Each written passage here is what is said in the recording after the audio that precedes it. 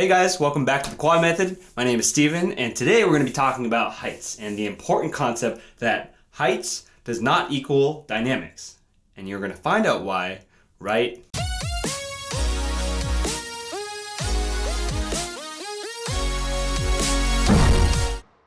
So before we get started, I just want to give a huge shout out to ProLogix for sending out their pad. I know some of you guys have been asking which pad I've been playing on, and this is the Vortex Pro, which they just came out with. And it's got a great design, and they use recycled rubbers for the pad. And I know Beetle Percussion does the same thing, and I think the whole eco-friendly design is pretty awesome. I also want to give a huge shout out to Randall May, who sent me some hardware to use in my videos. So there'll be some marching and posture videos coming pretty soon. So if you're waiting for those, just hang on a little bit longer and we'll get those to you soon. But without further ado, let's go ahead and talk about some heights. So first of all, what are heights, or what do they kind of refer to? Heights usually refer to the maximum height that your beat travels before it goes back down into the head.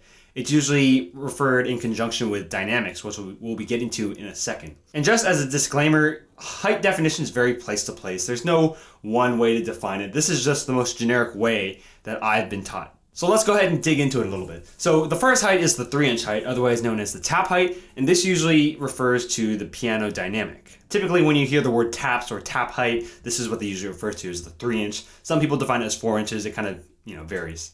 The next height is the 6-inch height, which is used in conjunction with mezzo piano. A lot of times when you see phrases written at the piano dynamic that have accents in them, sometimes the accent height is referred to as the 6-inch height or the mezzo piano height. The next one is the 9-inch height, otherwise referred to as the mezzo forte height. This is a good accent height if you're playing a fast phrase and you're trying to get the maximum accent volume. And then we got the 12-inch height, otherwise referred to as forte. And this is often the default accent height for a lot of groups. And then we got the 15-inch height, which we kind of use for the fortissimo dynamic. And sometimes we kind of round it up to vertical, used when you're playing some really big legato strokes, such as 8/8/16 and stuff like that. But anyways, those are the different heights that we've got. And again, they're going to vary place to place, so if you were taught differently, that's totally okay. But now let's talk about this interesting concept that heights does not equal dynamics. So when you look at music, regardless of what instrument you play, and you see dynamics written, or you hear the word dynamics, what's the first thing that comes to mind? For most people, it's volume, and you'd be right. Piano refers to soft, mezzo piano refers to medium soft, and then mezzo forte medium loud, fortissimo extra loud, and so on and so forth. But in this activity, we talk about heights a lot, and sometimes when we see, the dynamics written on music, the first thing we think about is the height that we're playing at. But dynamics doesn't refer to a visual attribute. It refers to a sonic or audio characteristic. The heights that we talk about and the heights that you learn are kind of just guidelines for how high you should play to produce the volume that you want. So typically, most people will be able to produce a nice piano sound at 3 inches.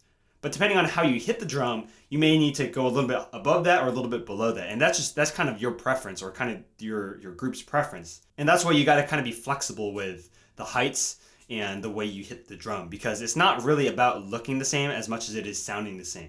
I'm not saying looking the same is not important. It is incredibly important. And theoretically, if your whole line approaches hitting the drum the same way, if you all play at the same height, you will sound balanced and you will look good, theoretically. But I just want to ingrain this concept because I think there's a misconception out there that when we see dynamics written on drum music, it refers to how high you're playing. It actually refers to the sound you produce. Sounding good as a percussionist comes way before looking good.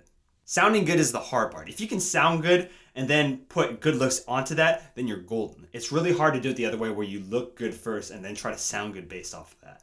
And don't even get me started on quad taps, because that is a whole nother subject I really don't want to go into right now. If you're asking yourself, what are quad taps? It's basically maybe 5-inch taps, because when we start moving around, our taps tend to come up.